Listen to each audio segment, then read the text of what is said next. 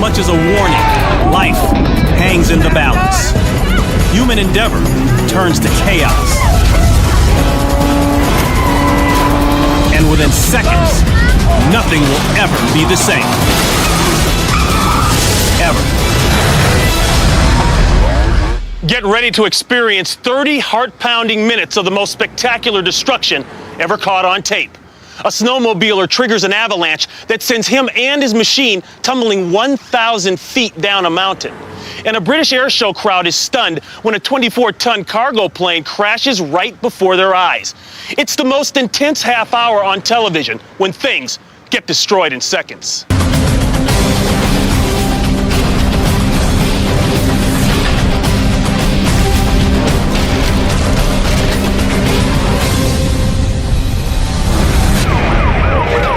Countless lemons are scattered across the street in downtown Buenos Aires, Argentina. Police try to maintain order as locals vie for a share of the produce. The cause of this unusual disturbance? A truck driver on this overpass is driving way too fast. He loses control of his vehicle and hits the concrete guardrail. His payload? 20 tons of lemons plummets 50 feet onto the street below, narrowly missing some pedestrians.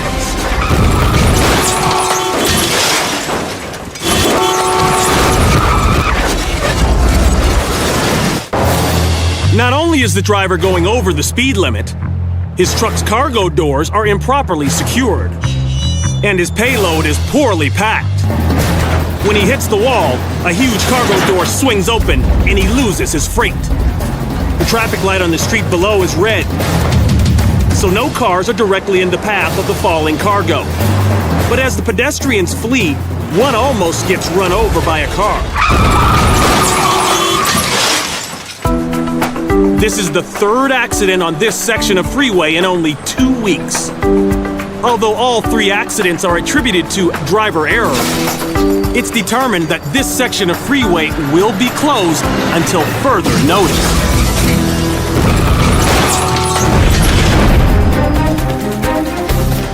November 2008.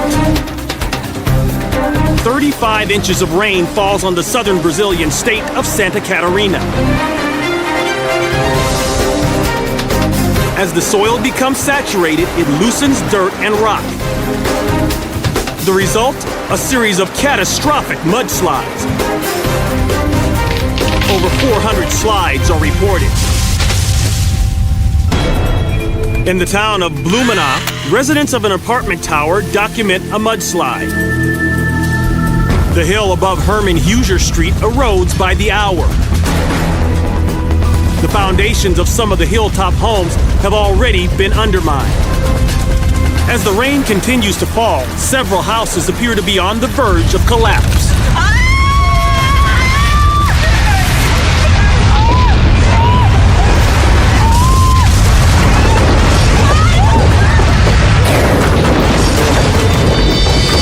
The rain-soaked ground below one house finally gives way. The home slides down the hill and slams into the back of another house, wiping it off its foundation.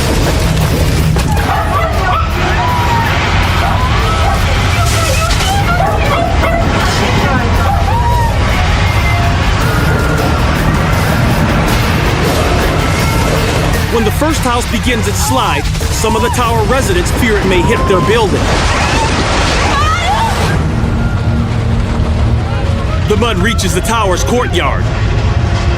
The building itself is spared. But the earth isn't done moving. A few doors down from the first slide, another house finds itself in the path of the mudslide.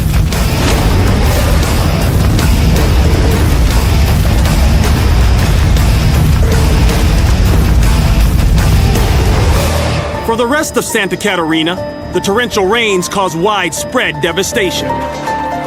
128 lose their lives. It's one of Brazil's worst natural disasters in recorded history. In the case of the 3 homes destroyed on Herman Huser Street, all were evacuated prior to the mudslides.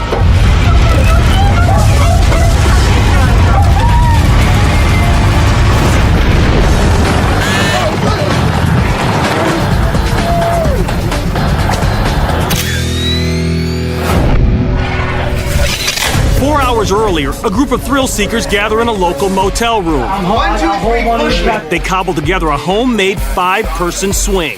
Professionally made by myself. Oh. And are about to try it out on the 175-foot-high Sunshine Skyway Bridge.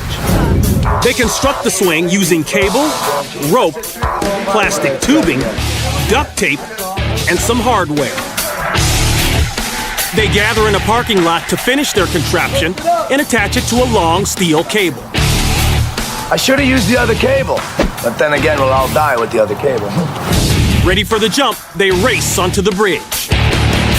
To avoid being stopped by officials, they quickly get into place and prepare for the daring plunge. This is one thrill they'll soon regret. 2, 3, go!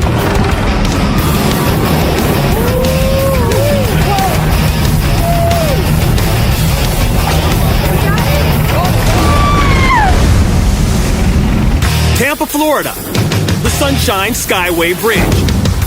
A group of friends build a 5-person pendulum swing. Professionally made by myself. Oh. Their plan? To jump off Tampa's 175-foot-high Sunshine Skyway Bridge. After an original member gets cold feet, Jeff Sargent becomes a last-minute substitution. The last person to do the stunt didn't feel like doing it, and there was some bad vibes or whatnot, and Steve decided for me to be the alternate. Now I'm gonna do it. The group fashions a 5-person swing out of ropes, plastic tubing, wooden discs, and a long piece of steel cable. They rush into place and prepare to jump before they can be stopped by officials. 2, 3, go!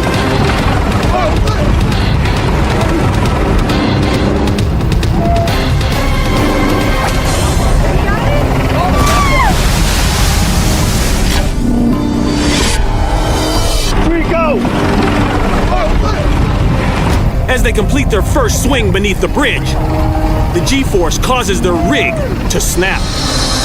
The group plunges 60 feet, slamming into the bay at 50 miles per hour. Friends in a nearby boat speed over. The panicked group clings together, screaming for help. A second boat arrives on scene. One by one, they're pulled from the water. Come on, guys! Realizing the extent of the injuries, the boats race to shore. 4 of the 5 jumpers are hurt. 2 suffer serious injuries, including a broken neck and a broken collarbone. All 4 are rushed to a nearby hospital. All the jumpers make full recoveries. After breaking laws for negligence, trespassing, and reckless endangerment, the group members receive probation. Any snowmobiler will tell you there's nothing like riding in fresh powder. Frickin' awesome! Today, Trennis Bear and his friends are going to see who can ride closest to the top of Montana's Lion's Head Peak. Each tries to surpass the other's mark on the pristine snow.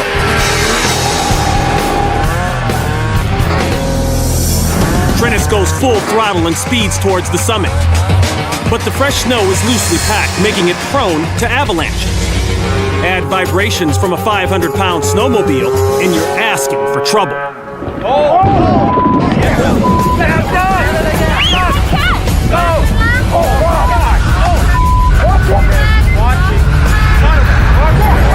Trennis sees the snow give way under him and hits the gas. He goes from 0 to 100 in a matter of seconds.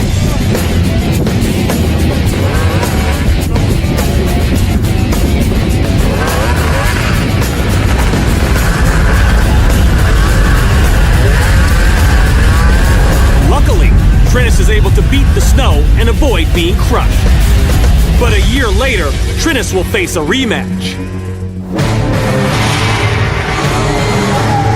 After a storm lays down a fresh blanket of snow, Trennis and his friends are back at Lion's Head Peak. One of the safety features snowmobilers carry in case of an avalanche is a locator beacon.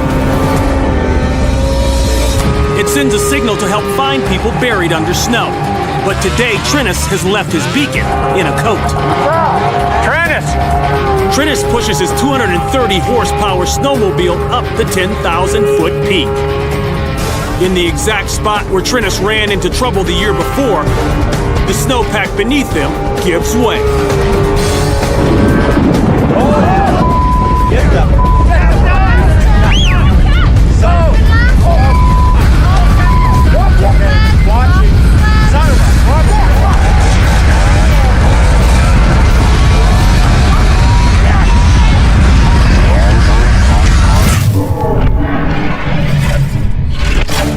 Once again, Trinus tries to outrun the onslaught. But as he comes up over a rise, he and his snowmobile go airborne. They fly 20 feet into the air.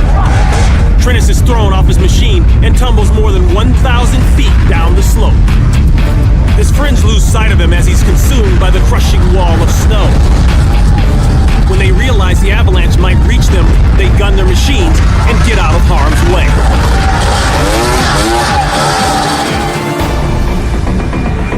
When the snow settles, Trinus' friends find the half-buried wreckage of his snowmobile.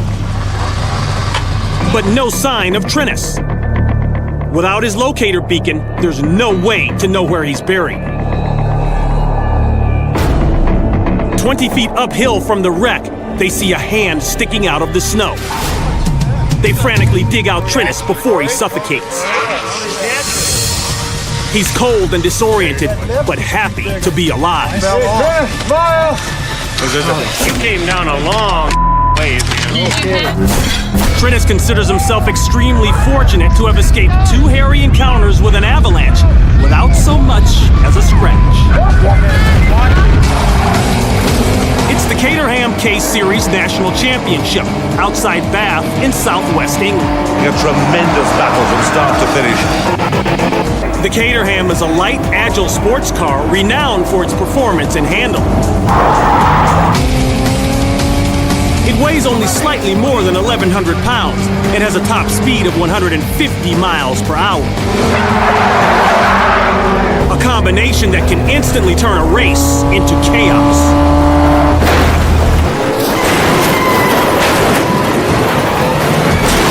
A huge accident!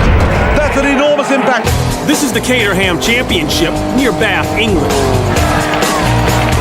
It really is quite a battle out there. An 1,100-pound Caterham can reach speeds of 150 miles per hour.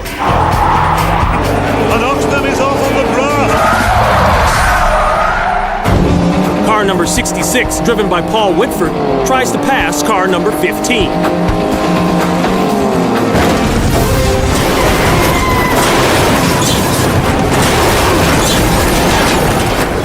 And that's a huge accident!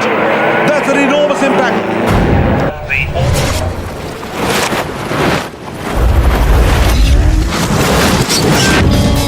Whitford's racer clips the car's left rear tire. The tire is exposed because the car has lost its left rear fender. The tire acts as a rotating launcher and propels Whitford's vehicle into the air. A second car spins out and narrowly escapes being crushed. When he tries to pass, Whitford's car flips and bounces. With just a short safety barrier between them and the mayhem, track workers scramble to avoid being hit by the car and its debris. He lands hard, but on all 4 wheels. At the end of the day, I'm happy to tell you that all drivers okay. The Caterham safety harness and roll cage save his life. By the time the car is hauled away, Whitford is seen walking around and telling his friends about the experience.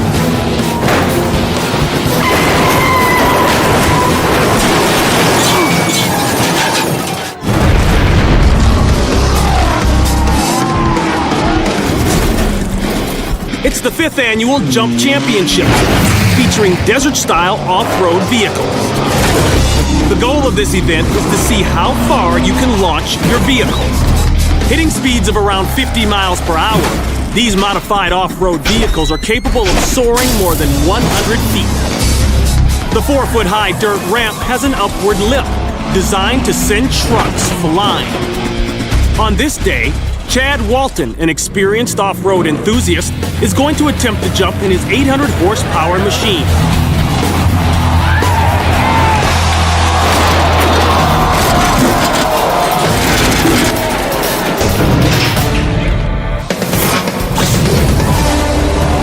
Just after launch, the nose of the truck drops down, causing it to flip end over end 3 times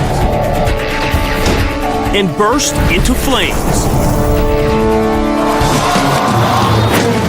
To initiate a good launch, drivers need to maintain a constant speed, but Chad lets off the gas just before hitting the ramp, causing the drop in the truck's nose.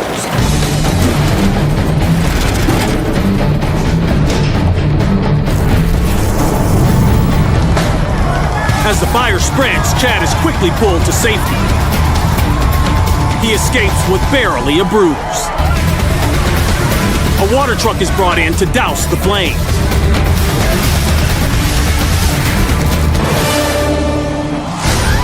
Chad was successful in launching his truck to a record-setting 143 feet, but he wasn't declared the winner.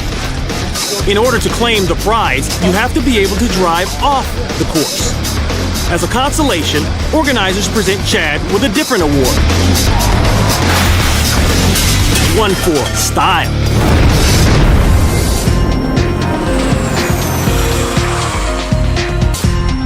For over 60 years, Farnborough, England has played host to one of aviation's largest air shows.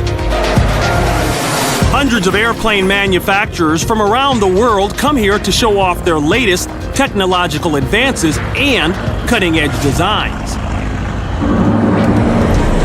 One of the planes being showcased is a modified 1980 DHC-5 Buffalo, a utility transport plane known for its ability to land and take off using very little runway. Short runway landings require a difficult and, at times, dangerously steep descent.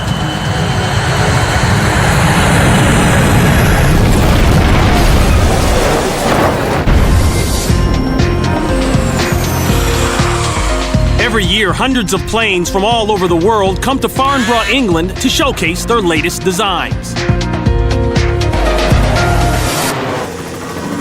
Next up on the tarmac is a modified DHC-5 Buffalo utility plane. This aviation marvel impresses due to its ability to take off and land using very little runway. But the features that make it so remarkable also make it extremely difficult to land.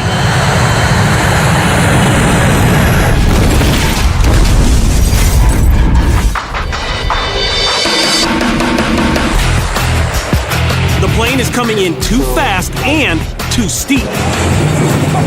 Roughly 600 feet above the ground, the Buffalo dips to the right. The pilot fights to regain control, but a crosswind angles the plane toward the crowd.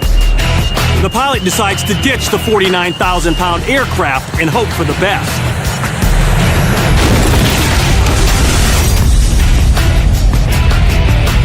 The collision snaps off the plane's left wing, its engine spewing smoke and fire.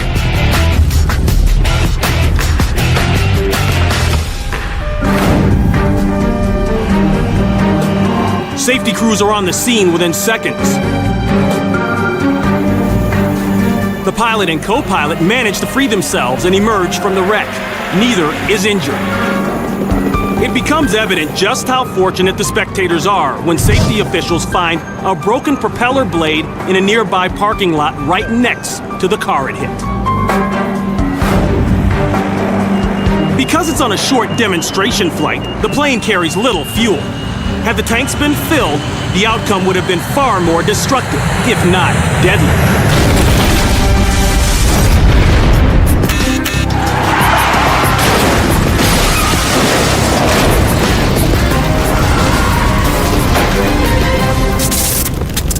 Police and freeway crews are mopping up after a big rig accident. When a sharp-eyed news chopper pilot covering the crash captures a breaking story.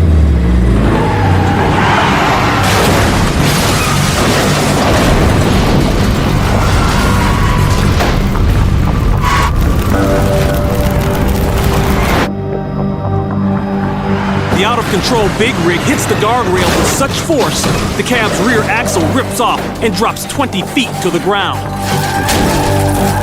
The momentum sends the rig into a news van as it bursts into flames.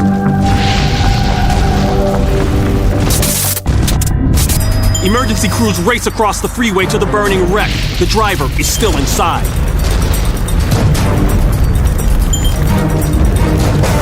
Moments later, he emerges from the smoke, uninjured. The truck also holds a passenger. In the midst of the crash, his door swings open and he's thrown from the cab. Rescuers find him in the grass median. He's not seriously injured. The freeway is shut down for hours as firefighters battle the blazing truck. In spite of the sanded and salted roads, authorities blame icy conditions for the accident. I'm Ron Pitts, and we'll see you next time on Destroyed in Seconds.